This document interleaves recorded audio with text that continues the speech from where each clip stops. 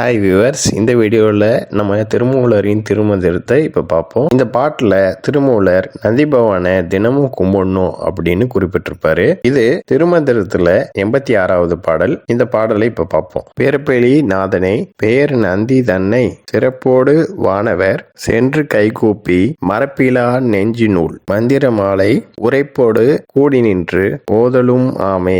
இப்ப இந்த பாடலுக்கான பொருளை பார்ப்போம். பிறப்பெளி நாதன்னா பிறப்பும் இறப்பும் இல்லாதவர் இவரு. பேரு நந்தி தன்னை அப்படின்னா அவருடைய பேரு நந்தி. இவரை முக்கன் முதல்வனும் சொல்லலாம். சிறப்போடு வானவர் சென்று கைகூப்பி அப்படின்னா தேவர்கள் சென்று கைகூப்பி அவரை வணங்குவாங்க.